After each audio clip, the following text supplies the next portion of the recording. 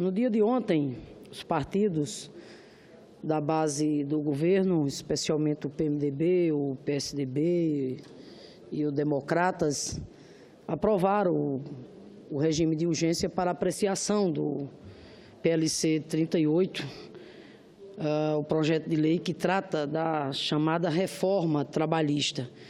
E o que nós estamos testemunhando durante a tramitação dessa matéria, seja na CAI, na Comissão de Assuntos Econômicos, seja na CAIS, na Comissão de Assuntos Sociais ou na CCJ, que nós estamos testemunhando, senadora Vanessa, é a ação desesperada de um governo completamente desmoralizado, degenerado, moribundo, em busca de aprovar as reformas essas que ele prometeu aos patrocinadores do golpe, em busca de uma sobrevida política para tentar inviabilizar as investigações que muito provavelmente resultariam na condenação do primeiro presidente denunciado por corrupção em pleno exercício do mandato, bem como também na condenação de muitos dos seus escudeiros.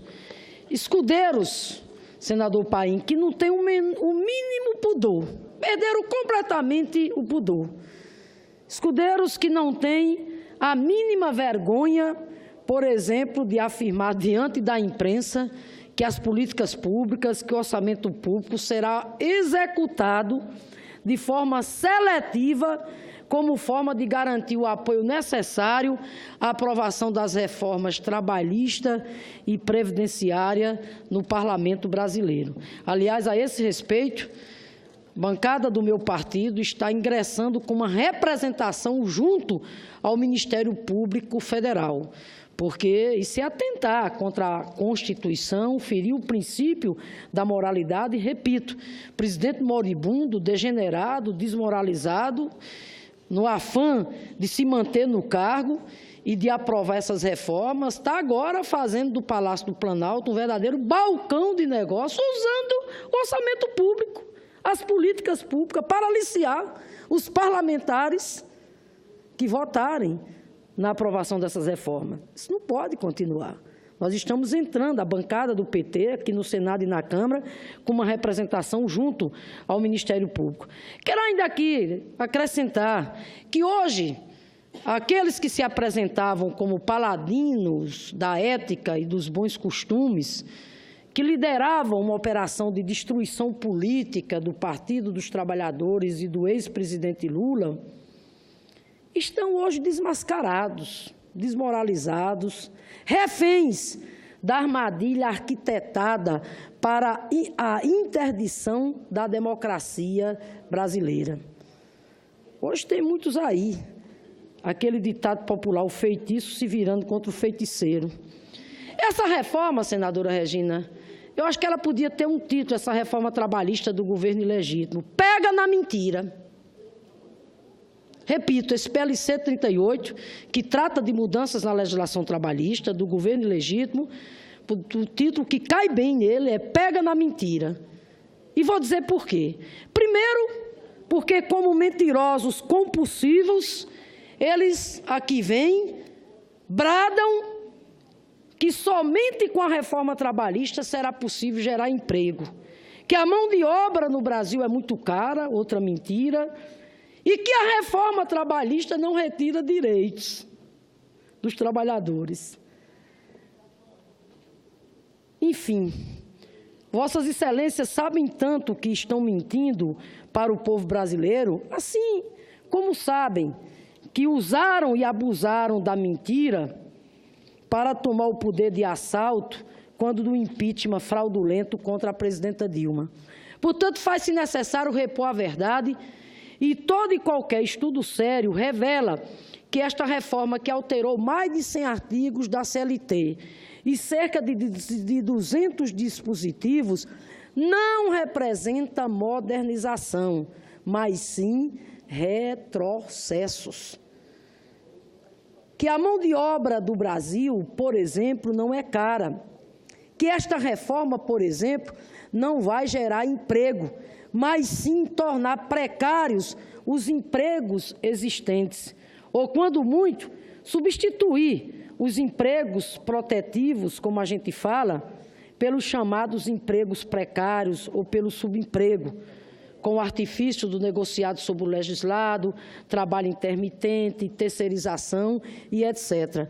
Quero aqui acrescentar que, para a pesquisadora Marilane Teixeira, do Centro de Estudos Sindicais e de Economia da Unicamp, abre aspas, diz a pesquisadora, a professora Marilane, não há nenhuma possibilidade de a reforma trabalhista diminuir o desemprego. O que vai fazer é promover uma substituição dos trabalhadores efetivos por terceirizados, por contratos temporários, intermitentes e parciais. Nenhum aspecto da reforma trabalhista sugere o estímulo à criação de novos postos de trabalho. Fecha aspas, diz a pesquisadora Marilane Teixeira, da Unicamp. Estudos também da onde? Da OIT, da Organização Internacional do Trabalho, que analisou mais de 60 países durante 10 anos. Esses estudos demonstraram de forma cabal que não há relação entre a suposta rigidez da legislação trabalhista e a queda do nível de emprego. Muito pelo contrário, os dados apontam para uma relação direta entre flexibilização da legislação trabalhista e aumento da rotatividade e do desemprego. Também outra mentira, que é dizer que a mão de obra no Brasil é cara. De acordo com o professor Márcio Postman, também da Unicamp, ex-presidente do IPEA, a mão de obra chinesa custa 16% a mais que a mão de obra brasileira, enquanto o custo de um empregado brasileiro corresponde a apenas 17% do custo de um empregado similar nos Estados Unidos. Portanto, senhor presidente, essa reforma é mais um ataque, é mais um golpe dentro do golpe, e a principal vítima será a população mais pobre e vulnerável do nosso país. Ao fazer prevalecer o negociado sobre o legislado, mesmo que o negociado seja prejudicial ao trabalhador, o PL 38/2017 torna o trabalhador completamente refém do empregador. Claro, e, sobretudo, em períodos de crise, senador Capi, como o que vivemos, sob a ameaça de demissão, o trabalhador, coitado, se sentirá obrigado a aceitar a ampliação da jornada de trabalho ou redução do salário, ou seja, significa subtrair, retirada de direitos. O PLC também da reforma trabalhista liberaliza a chamada pejotização, que é quando o trabalhador deixa de ter carteira assinada e passa a trabalhar para determinada empresa, como se o próprio trabalhador fosse uma empresa com CNPJ. Mas as maldades não param por aí, pois a reforma também liberaliza o trabalho intermitente. E como é que funciona esse trabalho intermitente? É o seguinte, de acordo com a demanda do empregador, o trabalhador pode ser convocado para trabalhar 2 ou 3 vezes durante a semana. Ele pode ser convocado para trabalhar 8 horas, 4 horas, de acordo com o interesse do empregador. E a pergunta é a seguinte, e no fim do mês? Quando ele tem que pagar água de conta e luz, quando ele tem que pagar o aluguel, como é que ele fica, coitado? Isso é o cúmulo da precarização, o chamado contrato intermitente. Isso é voltar aos tempos da escravidão. Portanto, senhor presidente, quero aqui, para ir concluindo, dizer que chegou a hora, chegou a hora de dar um basta.